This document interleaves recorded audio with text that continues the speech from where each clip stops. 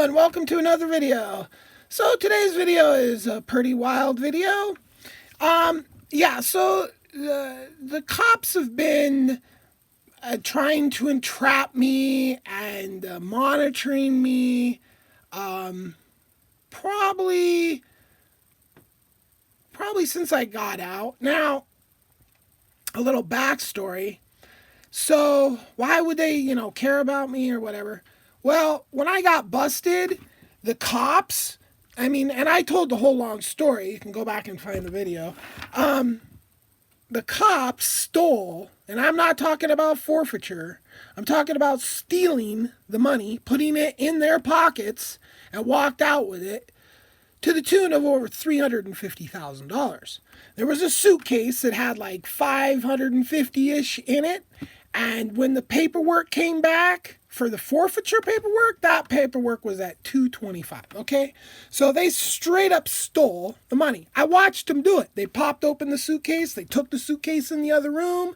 They all had the little cargo pockets on their pants were all empty. None of them had, maybe one or two of them had like a pair of gloves in there or something like that. But then all of a sudden those pockets were full, and they would go out to their car and they'd come back and they'd be empty. And then they'd go in the room and then they'd come back and they'd be full. Okay, so those cops, and then like all my shit got stolen too. Like I had a really nice Klein fully suspended bike, like a $4,000 bike. Where'd that go? Yeah, cops stole it, right? So why do you think I have such a fucking hatred for the drug war? Because it's all based on racism and lies, and it enables cops to be piece of shit thieves. Yeah. And it totally goes against the fucking freedoms of the Constitution. Like, get the fuck out of my goddamn life, nanny state. And, the fucking retards that support all this are all the right-wingers. And the right-wingers used to fucking not be into fucking nanny states. But now, if you carry a gun, that's what they're all about. They don't give a fuck about any government agency unless it carries a gun. And then they want that agency to be huge and up in your butthole 24/7. That's the right wing of today. Okay? Right wing. Anyway, so now I have been, I had a 10-year run, 17 to 27, okay? And, I decided to go into that business for a number of reasons. A lot of the reasons is that I'm a freedom fighter. Like, the lies in the drug war need to be exposed, need to be undone. Okay, the injustices that the drug war are creating around the world need to be undone. That shit's still going on fucking right at this moment, okay? So, it's, if you're an idiot, you think the drug war is a good idea, pretty much, right? So, and I've known this since day one, since very young, right? I was reading alternative media back in the day. So, I had the truth, and it was like, you know what? Fuck these bitches that want to lie and fucking, it's straight up fascism. And the drug war, and I've said this time and time again, they don't give a fuck about the drugs. They gave a fuck about the militarized police state prison industry that they built behind it, okay? Now they have that, and they turn that motherfucker on anybody, okay? So, and the day I got busted, they're trying to get me to flip. And that cop's in there, and he's telling me fucking, we found your other chopper. And it's like, all they gave a fuck about was stealing my shit. Like anything that anybody told them I had, they went after trying to find that thing, like, more than anything else. Like, because they're just fucking thieves, man. They got this forfeiture law that turns cops into thieves, period. You call it what you want. I call it turning cops into thieves, right? So, they look at me like another fucking payday. Like, where's the rest of that money at, Gouda? We already jacked you for all this. We want more. We blew that years ago. We want more. Okay? Right? So, they've been on my ass like, and now I'm going to I could tell story after story, but nobody's going to watch this fucking whole video if I tell the entire fucking all the story. So I'm just going to tell one story with some caveats. So, and then, so I'll get to that story, but I'm almost there. So I get out of prison. Before I get out of prison, I wrote a movie while I was in prison. Okay. And long story short, the movie ends like, explosions and the villain gets away. The cops are trying to get him. They get blown up. Right. So, I mean, this is a huge fucking movie. I mean, like a stack of paper like that. And they focus on this. Now, in their little pea-brain ass minds, now they're thinking like, I'm looking to fucking battle cops and blow them up. That's what they can twist this into, this is what I really want to do. Not that I want to make a movie or anything. Yeah. And you know, right when I got out, I was trying to get into film school, right? And I ended up getting into the video industry. For 10 years, I was in the video, and I'm still technically in the video industry. I just don't do anything anymore. I just get paid royalties. So, and I've written another movie since I got. Now, have I gotten any of these movies made? No. Like, I put all my effort into making an actual screenplay of another movie and went fully, and you know, I have it even registered in some kind of fashion. I don't remember, it was so many years ago. So anyway, now, so I got out and I was in the halfway house, but then the halfway house turns into your own apartment. And so I was technically in the halfway house. No. Yeah, you're right. In my own apartment.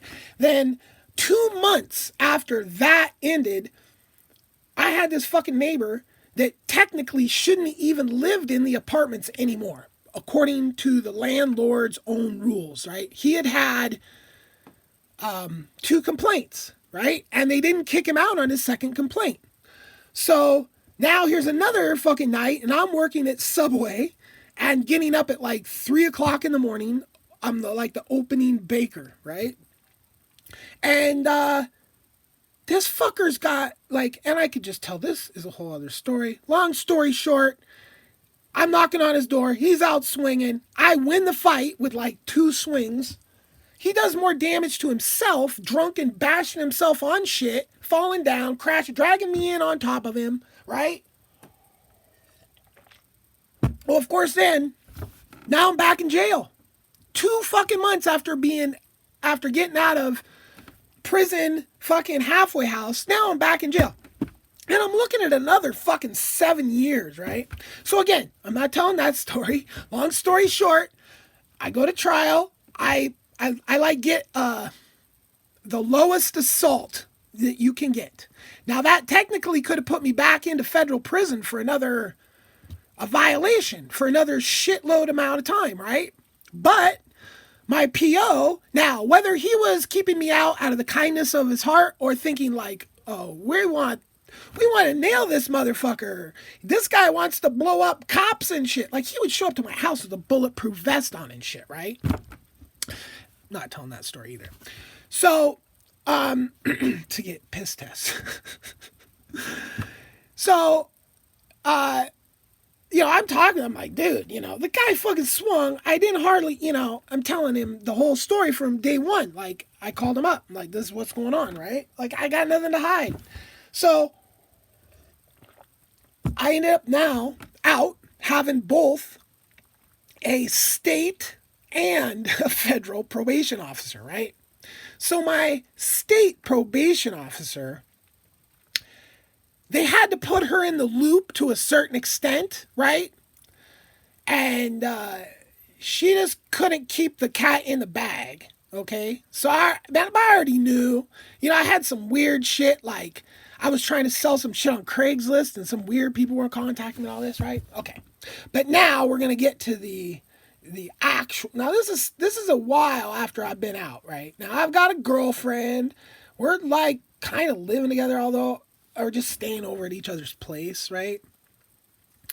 And the fucking, some shit just went down where I just had, oh yeah.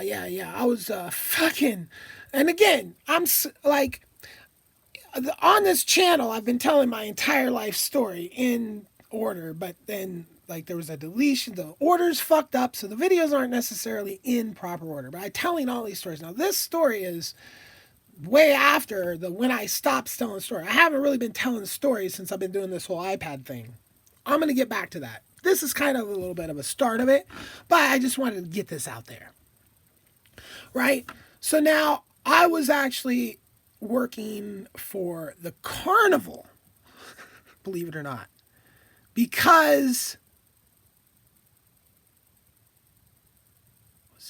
it's hard to remember the chronological order, but some crazy shit went down with fucking like some bikers. And I got to tell that story too. And it was nothing to do with me. I was managing a bar. Is that when I ended up at the fucking... No, that's not when I ended up at the... God, it's so hard to remember all this shit in order. But was I working at the... Yeah, so I think I was. I think so I don't remember why I ended up working at the carnival. Can't remember the start, right? But I was like working on the Ferris wheel. It was actually kind of fun, to be honest. Building a Ferris wheel was actually kind of fun, you know?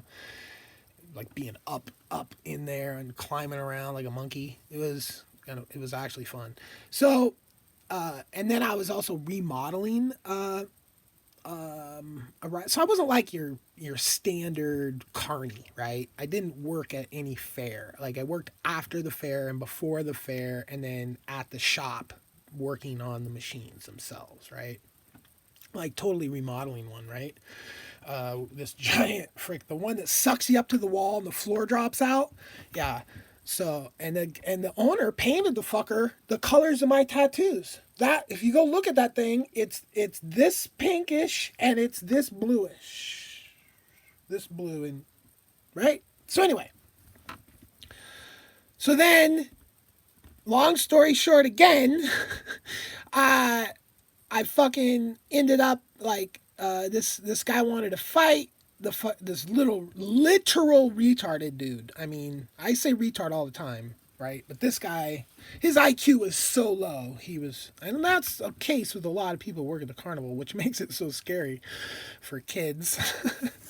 Here, kids, get on these machines run by retards. So anyway, that job fell apart. And I think what happened there is that fucking pissed him off, because I literally was supposed to be traveling with the carnival the whole time on this Ferris wheel thing, right? And literally like the first whatever, not even a week. And it was like literally a whole season in the PO. I had to give him like every place I was going to be at every second for 3 months or some shit. And he had to verify, put all that shit into something. And then after 1 week, poof, I quit that job. And I asked to do other kind of job like one more time where it was something like I had to go. It was like installing fucking displays in like Home Depots all over the place. And he's like, no, you wouldn't even fuck you. You know, you tried the carnival thing. That didn't even last a week. Yeah. And that's a whole story too. Holy fuck. I got so many stories that blow your fucking minds. So at that point, I think and this is right when the fucking economy started going like fucked, right? So the whole world was going in the toilet, right? And like a fucking genius, I invested in the stock market right around there too. And had I made my fucking shits just a little bit different, like a day and two, oh God, I would have made so much money. But no, I fucked it all off, like $5,000. So, now I posted a, now, okay, so,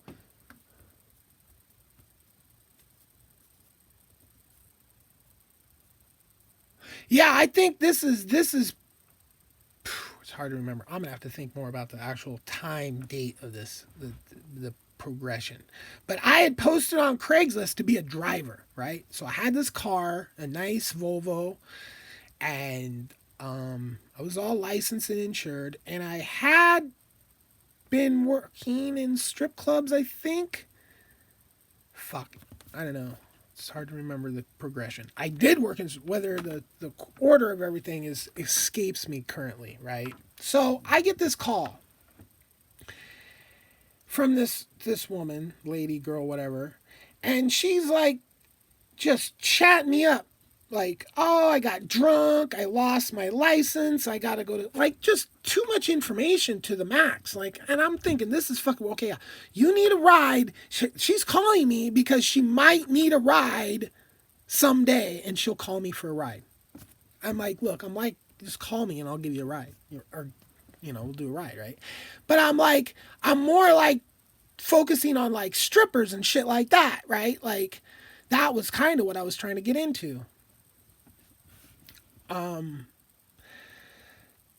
So I talked to that lady once, then at like fucking 2:00 in the morning, I get this call. Now I'm in bed with my fucking girlfriend and I get this call, and this call is like, yeah, I'm having a fight with my boyfriend. I need to fucking, I need a ride and something and blah, blah, blah. And then I hear in the background this guy go, woohoo, pussy. And I was like, that was fucking weird, right? Like, supposedly she's having a fight with her boyfriend and trying to get away from him. But then that's him in the background yelling, woohoo, pussy. And she's not like, oh my God, stop it, leave me alone. Nothing, It was super fucking weird, right? And so I'm just like, this is just weird. But, I needed the money, right? At that time, things weren't that good financially. So I jumped in my car and drove to Vancouver, right? Now they chose Vancouver because in their little pea-brain minds, they were these were all cops, okay? Now I've heard that cop, and I can't remember where else I've heard him, but some other time on some other phone call or something like that, I heard a cop go, woohoo, something. The same fucking cop. Yeah, motherfucker. If you're watching this, I heard you twice. Who are you? You got a hard on for me? Go fuck yourself, bitch. Okay. So anyway, this fucking broad, I get out there and she is perfectly disheveled.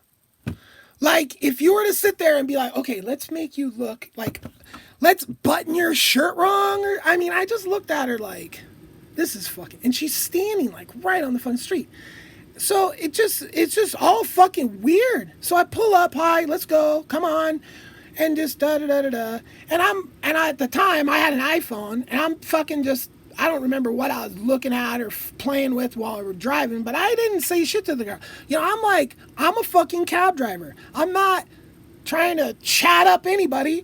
You need to go from point A to point B. I'll hook you up, right? So this is way before Uber. And so we're driving, and the only thing I can remember her saying to me on that drive was something about my phone, something about how I liked my phone or whatever it was, right? And it was like a first gen iPhone. So we get back to her apartment complex, which coincidentally is a friend of mine's apartment complex, which this friend of mine, he's informed on me as well. I'm almost 100% sure. Another person that's informed on me, Andy Gaynor, almost 100% sure. I think Andy Gaynor straight up brought the feds to my fucking studio. Brought him right in. Lying, saying it was just some rich guy he was driving for. But I'm almost sure that was the feds too. That was a little later on after this, right? So we get to her fucking place, right? And she's like, oh, come on up. I need to write you a check. I'm just like, a check? Really? You don't have the no. I'm like, okay, I'll just sit here, right? Oh no, you got to come up, right? And it was fucking retarded, right? Come on in, right? She farts around, wants a fucking hug, right? And that's my biggest regret. It's like, I was like, no. And finally just like, okay, trying to get my fucking check. That fucking literally, she probably could have fucking, if they were really cunts, they could have got my DNA and been like, oh yeah, he totally assaulted her or something like that, right? So anyway, she gives me a fucking blank check then, right? So they can't, so I guess they were hoping, and this is why I should name this video the most insulting fucking time I've ever been attempted to be entrapped, right? Because the only thing I can figure is like, they're trying to entrap me because they think I'm like gonna rape this girl, or that's literally the only fucking thing that I can think of that was going through their fucking mind, right? And where they would fucking get that shit, well, back to the movie again. Because I wrote a bondage scene, a consensual bondage scene into the movie, very much reminiscent of Traffic, okay? Because I had just seen the movie Traffic, and I was like writing a movie that had like traffic and blood. I hadn't just seen it, I had seen it. We got a smuggled in copy in the prison I was in before, right? So I'd seen Traffic, I'd seen Blow, and the styles of the movie, that's how I was writing it, right? So I think they took that fucking shit and was like, oh, he's a rapist or some shit. It's like, what? And then there's a whole nother story they might have been using as well. And the whole story of Polly, right? Again, more people lying, right? They could fucking... Anyway, so people want to lie and create stories, and then fucking cops read those lies, and then cops lie, and then they write their lies down as well, and the next thing you know, you're a fucking, like a sociopathic, serial killer rapist, right? I mean, this is literally what they're fucking implying by trying to entrap me like this, right? By trying to have this chick drag, oh look, I'm just this poor girl out here in the middle of nowhere. Oh, I need help from you. Call a cab, bitch, really? Like, I mean, so I was suspicious from the end because, like I said, I was focusing on strippers, right? Which strippers have a different relationship with drivers than the normal people in cabs, okay? So that's, a big thing is like, I was trying to be in that industry. I was in that industry to a certain extent, trying to get back into it. Anyway. So she gives me the blank check in the final little, hurrah to try to, bust me on something. Oh, he forged the check, because it was like a $35 fucking is what I told her. It was going to be $35. And that's what I wrote on the check. And that's what I took, right? But I knew the whole time it was the cops trying to fucking entrap me, trying to fucking put me back in jail for just some bullshit, right? Now, like I said, I know things that I got from my fucking state PO, Portland PO, whatever, county PO, right? She let the cat out of the bag, okay? So I knew. And then I also, like I had this whole, I'll tell this other story too, but I literally was being followed around by the FBI for 6 months straight because they were expecting this biker gang to try to kill me, right? Just for fucking just like I was the manager at a bar and I called security when the 2 biker gangs showed up. I called the owner. I was like, can I call in security early? And he's like, sure.